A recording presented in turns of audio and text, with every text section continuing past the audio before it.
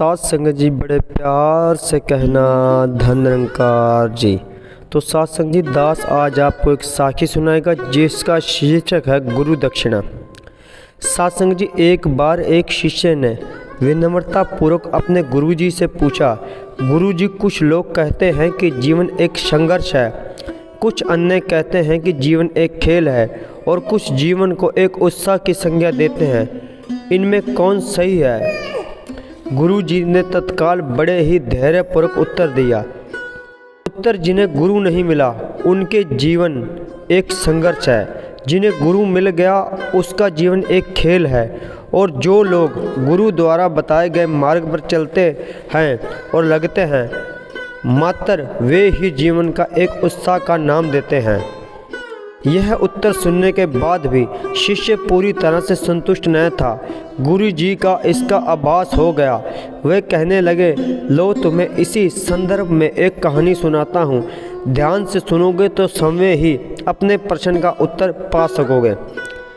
उन्होंने जो कहानी सुनाई वह इस प्रकार थी।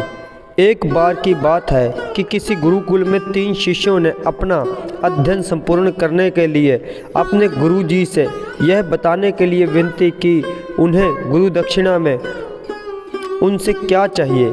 गुरु जी पहले तो मंद मंद मुस्कुराए और फिर बड़े स्नेहपूर्वक कहने लगे, मुझे तुमसे गुरु दक्षिणा में एक थैला भर के सूखी पत्तियाँ चाहिए।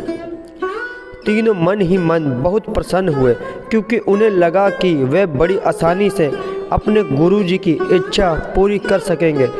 सूखी पत्तियां तो जंगल में सर्वत्र बिखरी हैं।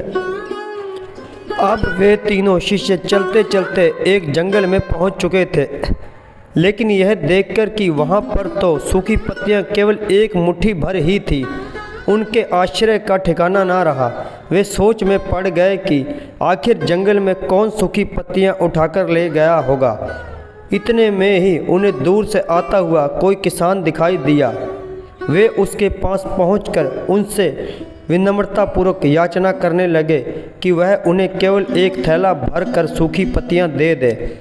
अब उस किसान ने उनसे क्षमा याचना करते हुए कहा, उन्हें यह बताया कि वह उनकी मदद नहीं कर सकता, क्योंकि उसने सूखी पत्तियों का ईंधन के रूप में पहले ही उपयोग कर लिया था। अब वे तीनों पास में ही बसे एक गांव की ओर इस आशा में बढ़ने लगे कि हो सकता है वहां उस गांव में उनकी कोई सहायता कर सके। वहां पहुंचकर उन्होंने जब एक व्यापारी को देखा तो बड़ी उम्मीद से उनसे एक थैला भर सूखी पत्तियां देने के लिए प्रार्थना करने लगे, लेकिन उन्हें फिर भी एक बार निराशा ही हाथ आई, क्योंकि उस व्यापारी ने तो पहले ही कुछ पैसे कमाने के लिए सूखी पत्तियों के दोने बनाकर बेच दिए थे। लेकिन उस व्यापारी ने उदारता दिखाते हुए उन्हें एक बूढ़ी माँ का पता बताया जो सूखी पत्तियाँ एकत्रित किया करती थी, पर भाग्य ने यहाँ पर भी उनका साथ नहीं दिया, क्योंकि वहाँ बूढ़ी माँ तो उन पत्तियों को अलग अलग करके कई प्रकार की औषधियाँ बनाया करती थी। अब निराशा होकर तीनों खाली हाथ गुरुकुल लौट गए। गुरु जी ने उन्हें देखते हुए स्नेहपूर्वक पूछा, पुत्रों ले आए गुरु दक्षिणा?